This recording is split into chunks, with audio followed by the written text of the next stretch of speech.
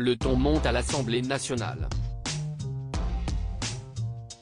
Et pour cause, le journal L'Op a dévoilé ce mercredi 17 mai, qu'Olivier Marleix, président du groupe Les Républicains, n'avait toujours pas décoléré depuis qu'Aurore Bergé a lancé des accusations contre des députés Les Républicains en mars dernier, au micro de l'émission dominicale de questions politiques. Passablement agacée par le refus des LR, de voter la réforme des retraites, la femme politique avait déclaré « On va tout se dire ». Des députés LR sont venus frapper à la porte de Matignon en disant « Je suis prêt à voter la réforme, par contre vous mettez 170 millions d'euros sur la table pour faire un contournement autoroutier ». À la suite à ces déclarations, Aurore Bergé avait refusé de donner les noms des élus visés par ces accusations, et avait ajouté « Vous demanderez aux LR, ils savent pertinemment qui chez eux est venu à notre porte pour demander ce genre de choses ». Il ne fallait pas plus à Olivier Marleix pour sortir de ses gonds. Il attend depuis des excuses de la part de son homologue de la majorité. Je n'adresse plus la parole à Aurore Bergé, pouvait-on lire dans les colonnes du quotidien. Si est une traîtresse, et je n'aime pas les traîtres.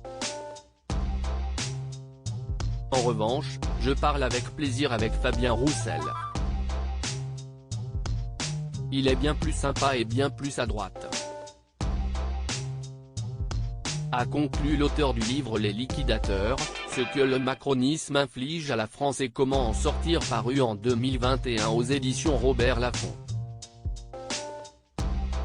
De quoi maintenir un climat houleux, qui règne depuis plusieurs semaines au sein de l'hémicycle.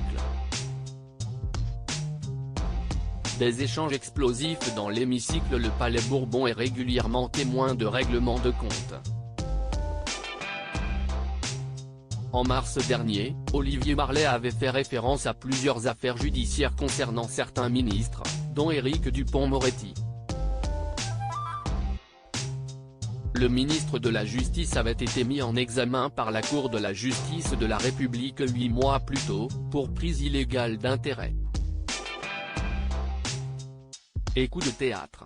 En réponse à ces propos, l'ancien ténor du barreau lui avait adressé 2 bras d'honneur, en pleine séance.